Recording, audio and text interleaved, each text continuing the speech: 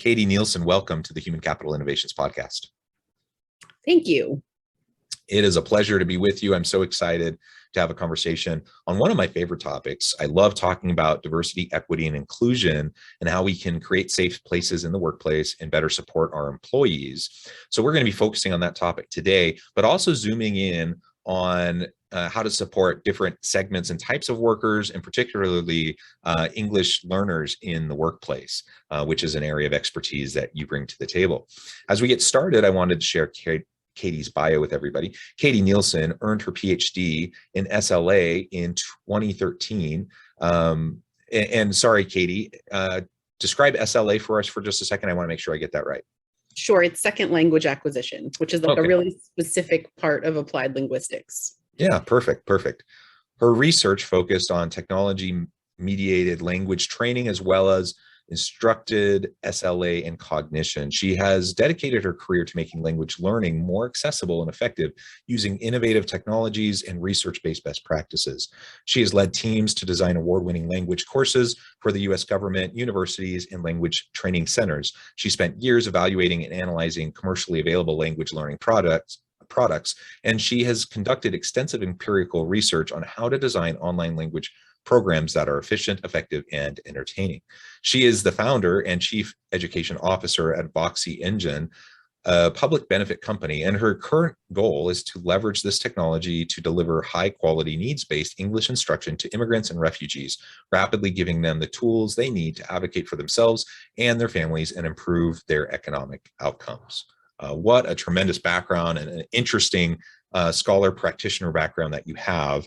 I really appreciate that. Anything else that you would like to share with listeners by way of your background before we launch on into the conversation? No, they've probably heard enough with that long plan. You can just start talking. Oh, well, I really do love sharing the great backgrounds of each guest on this podcast. And I really appreciate all the good work that you've done to prepare yourself to do the work that you're doing today. Okay, so let's frame this up a little bit. We can start a little bit more generally and talk about diversity, equity, and inclusion, as a general kind of framing and context. Why do you see that as something that's important that organizations need to be focusing on? And then we can zoom in and talk more specifically about, as you mentioned in your bio, immigrants and refugees, those trying to learn English, and how we can assist them and support and empower them to find success.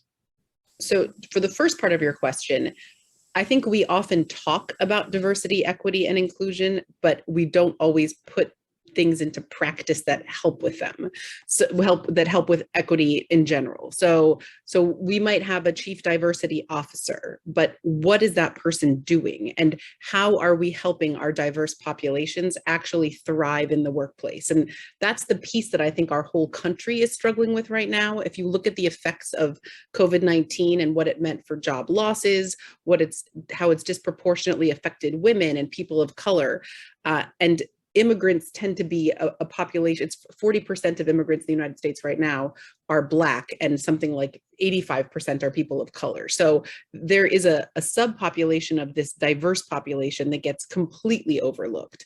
When I sit on panels and I talk to people about what they're doing about diversity, we're starting to have programs and practices that will help different populations. But when I ask, well, what are you doing about speakers of other languages?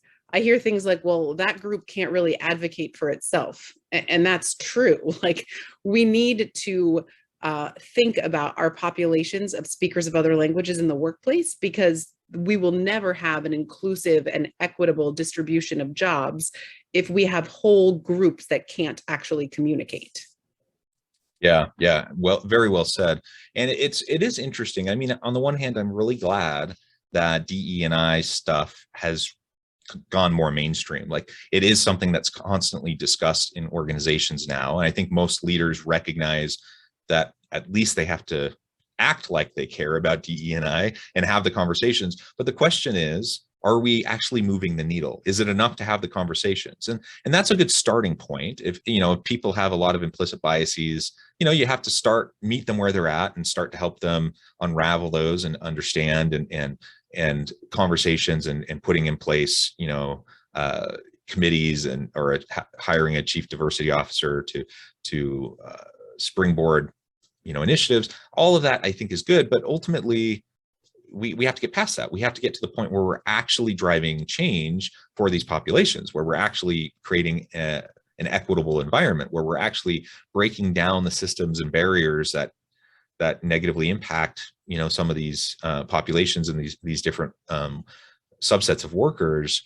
And so it's not enough to just give lip service to it, even sincere lip service, even if like we really do believe it and we're talking about it with passion. We got to get past that to drive actual change.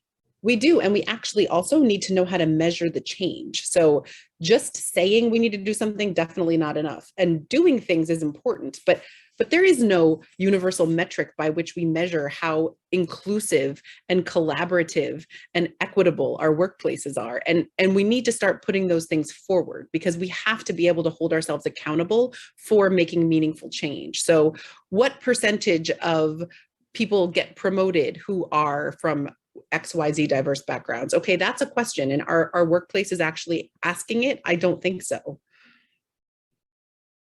Yeah, I mean, most aren't actually implementing meaningful initiatives in the first place, let alone assessing them and trying to figure out the right metrics and how to track it over time.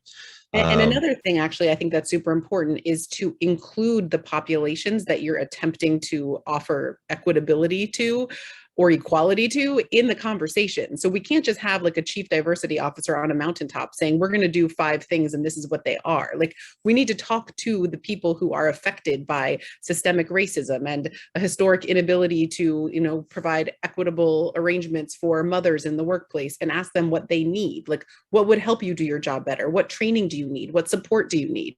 And triangulate all of that data to try to create policies and procedures that will make sense. Yeah, absolutely. And that's a tricky balance too, because on the one hand, we absolutely need to involve people in the process of these conversations and the decision making and influencing the way these policies, practices, and procedures are developed and shaped and implemented. And that means we have to give voice to marginalized populations and make sure everyone has a seat at the table.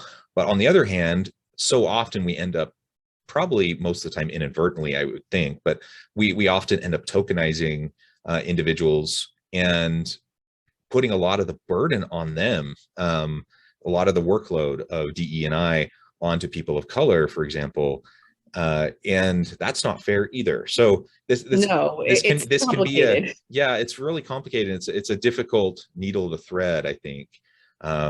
And so, yeah, we can dive on into, talk about some of the things that we can do to try to help with that. So let's zoom in a little bit on the second part of my introductory question then. Okay, so now, and you've already laid a little bit of the groundwork and the context for this, but now we're talking more specifically about immigrants, refugees, other people that are, English as a second language, who are struggling to learn and communicate within the common language within the workplace.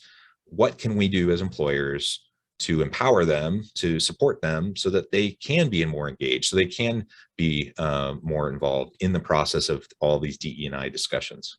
Well, the first step is acknowledging that they are in the workplace and they have needs. And the second step is to think about English as something that you can actually offer workplace-based training for. So this involves a little bit of rethinking. Like, the US is pretty terrible at language learning. Most Americans will tell you they took 5 years of Spanish and they can't say anything. So that means we're kind of a hopelessly monolingual society with a large population of people who speak other languages.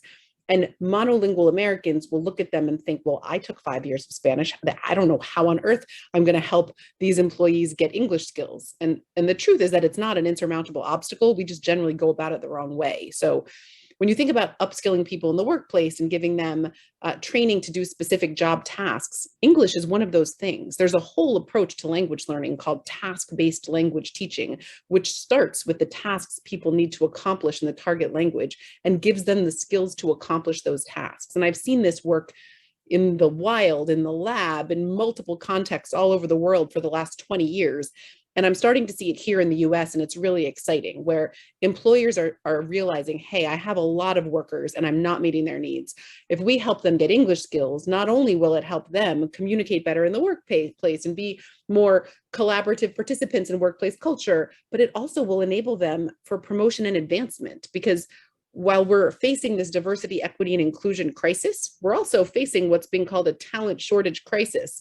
And we are overlooking a huge talent pool by not thinking about immigrants, refugees, speakers of other languages, many of whom are highly trained foreign professionals, and getting them the language skills they need to move into career pathways within a workplace. So this isn't even like a thing employers should do because it's the right thing to do. If they do this, it will help them with safety regulations being followed. It will help them with employees feeling happy and being able to communicate, and it will help them with talent to promote into other jobs.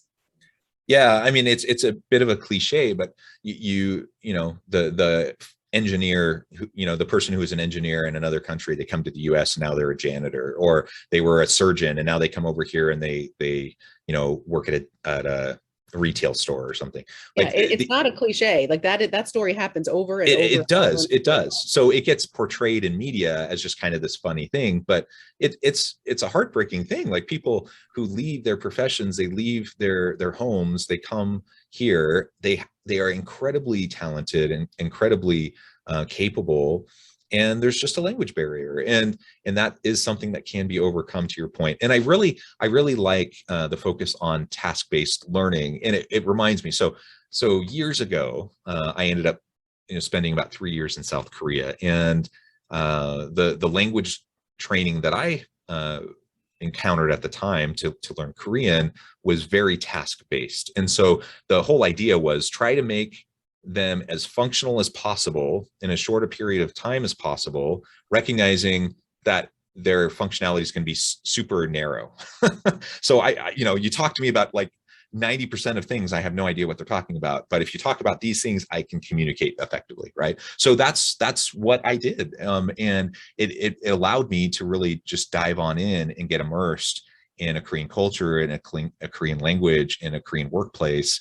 And over time expand from there, right? So you start with the tasks, you learn how to do what you're doing day to day, and then over time it expands, and your vocabulary expands, and you have that base, and now you can grow from there. And it makes perfect sense to me. That's how I experienced it. It's true, but you were somebody who left the country and went to experience it somewhere else. That is definitely not what we're doing in high school classrooms when we teach people how to conjugate root verbs. And learning a language is learning a skill, and we learn skills by doing them. So if I spent 5 years teaching you about how to ride a bike, and you filled out diagrams of riding a bike, and you labeled the pedals, and some days if you were very good, I'd let you ride an exercise bike, you still would go outside and not be able to ride a bike. And it's the same thing with speaking a language. You have to just start doing it. And it's hard at first and awkward, and you mess it up. But the more you practice, and like to your point, the better you get at using it to do specific things, the more you can extend that ability to other related tasks, and you are comfortable for listening for context clues, and you acquire vocabulary before you even know you've done it, because a lot of that learning is implicit. We can't just give you a book on how to do it. You have to do it yourself. Yeah, there's no shortcut to it, and it's about immersion, it's about practice and application, right? And so the workplace is a perfect place for that. Yeah. So workplaces in the US we conduct our business in English. So if we help our employees get the English skills they need to do their jobs in English, they're going to be able to use it in the greater workplace and really help them get jobs with economic mobility. I mean, the other problem is that there is no other place for them to get it. Like, as a country, the United States meets the needs of less than 4% of our adult English learners, which is why if you are a doctor in Mauritania and you come here and you're working as a security guard at night, there isn't a place for you to go to get English class. If you're super lucky, you get off a wait list for a class in a church basement, and you go there after you work all day, and you have a well-meaning volunteer who has no idea how to teach you, who uses a textbook with like a train schedule from 1982. So you're never going to get the English you need to get a job in the allied healthcare profession. But if your hospital employer who's employing you as like a security guard had classes that could help you get the English you needed to get into like career training programs that they offer, we could really help solve this problem. Employers could do it. And if you think about the ROI of investing in training in any capacity, they're going to get a benefit from helping upskill their workforce with English. It's going to pay for itself. Yeah, no question. And as you've highlighted, I mean, there's the human case to do this. It's the right thing to do. The business case is also pretty darn clear, though, that there's going to be tremendous ROI. And in a labor market where we have, you know, skilled position shortages, like we just don't have enough good people to go around to fill the positions that we need. We have to look at ways to reskill and upskill our people. And I agree. Like I'm trying to remember the last time I ever heard language even mentioned as a topic. And I'm not sure I ever have, other than like when I went through it, you know, years ago outside the country. And so, so it really is an interesting thing. So I guess the question then it becomes, okay, how do we do this? So anyone listening, we're acknowledging this, you know, maybe for the first time, we have this recollection, we have this realization that, yeah, we have this untapped skilled labor market that we're not fully utilizing. I want to help them develop their language abilities and help tap into that and to their skills and competencies. What's the first step? How do I get started with that and start to move the needle in that arena? So the first step is acknowledging that this is an area of training for your organization. And then there are multiple ways you can go about this. Like as I said, I founded a public benefit company that has a technology platform that can do this in a scalable, personalized way. But I also help organizations think about how to do it using a local community college with a teacher who can come to a site and help figure out what the learners need to learn, or a combination of using technology and using local teachers. We can do it with you could do it with take these volunteers who we have. We could find ways of connecting volunteers with workforce materials with an organization. So like, I'm not here to pitch my product and platform, but I did build it and design it after spending 25 years seeing this problem in the United States and knowing that the way to solve this at scale is with something that's accessible via mobile applications, that's adaptive, that's personalized, that's tied to learners' workplace tasks. Whether a workplace takes the time to figure all of that on their own or they work with an outside expert to do it, that's the first step, is acknowledging that this is a problem to be solved and evaluating the different options for bringing this training into the workplace. But it's definitely possible to do. And we're seeing more and more employers think about this as a benefit that they want to offer to their staff. Yeah, excellent. And what are some of the tools? I mean, you've mentioned your involvement in this space and developing technologies and applications and approaches to do this more effectively. And you know, I think of like things like Duolingo that me and my kids just do for fun. Like sometimes we're just sitting at home on a evening and we decide, hey, let's play around and learn some Italian, or whatever. But I actually don't have any idea how effective it is. We just do it for fun.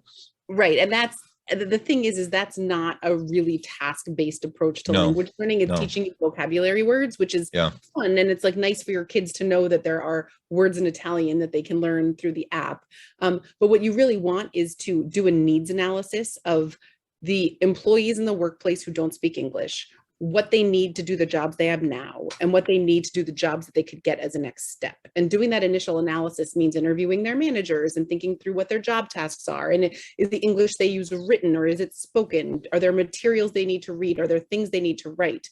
Then taking that content and turning that into the English program, because then you can very quickly move learners from the level that they have for the job they have now for the level they need for the next job up. And I've seen successful pre-apprenticeship language programs where they've taken immigrants and helped them get the leadership skills and English skills they need to move from being like factory floor workers to like the sanitation lead in a factory. And so it's not taking language out of the job tasks, but it's thinking about it holistically. Like the job training has to include a component of language. And it gets back to the initial questions about diversity, equity, and inclusion. Like a big barrier for this big population that often take frontline jobs is English skills. So we have to include removing English as a barrier when we think about upskilling them. So, I mean, what I'm hearing makes complete sense to me, but it also seems a little daunting. And that is that you're going to have to customize your approach, within your own organization based on the needs, the types of jobs, the types of tasks, the level, the needs analysis and the level that, current workers are at and where you think they might be able to go. And so I can imagine listeners are thinking, this all sounds wonderful. I would love to get involved, but, we don't have the capacity to develop our own English language program that's unique to our situation, our people. How would you respond to that? And are there any tools that can help us with that to make the load a little bit lighter? So you're right. And 25 years ago, when I built my first task-based course and I was doing the needs analysis, I realized that this is something that you need to do at scale requires technology, which is why I invented a platform that can do that. So my organization works directly with employer partners, taking their content and very quickly turning it into lessons for their workforce that's delivered through a web and mobile application so that it can all be managed by like an hour a week of a training manager at a work site. And that's the solution. That's like, I have 10 patents on the software that I designed that can let us do this at scale.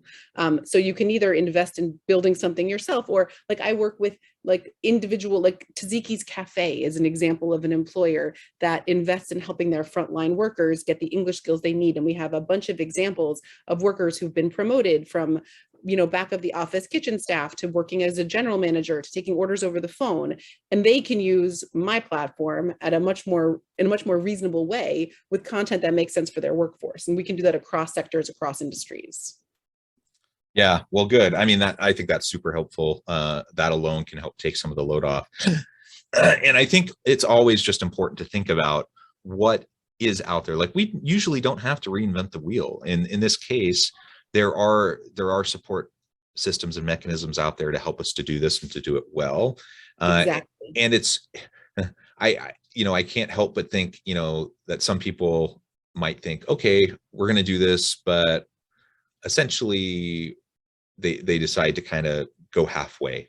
And halfway to me looks like a complete waste of time and money, because you end up with a bad program that doesn't actually fit the needs, that then people don't really buy into because they don't see the relevance, and you don't have the ROI and the impact that you think you might have. And so it really is something that I think, we take the time to think about how to do this the right way, put the amount of investment into it that will help it to be successful, and then give it time to play out, so that we can see the benefits.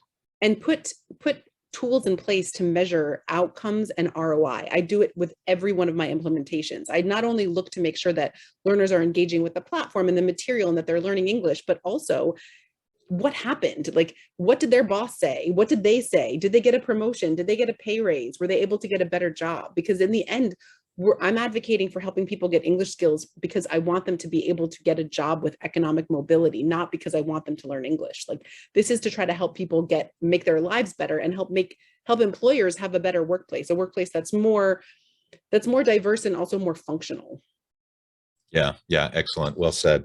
Well, Katie, it has been a real pleasure talking with you. The time has flown by. I note the time and want to let you get on with your busy day. But before we close today, I just wanted to give you a chance to share with listeners how they can get connected with you, find out more about your platform, more about your team, what you can do for them, and then give us the final word on the topic for today. Sure. So you can find me you can email me, katie@voxyengine.com. You can go to voxyengine.com and find information about my platform and what I do. You can find me on Twitter, KB Nielson. You can find me on LinkedIn. I'm happy to talk to anyone, anytime.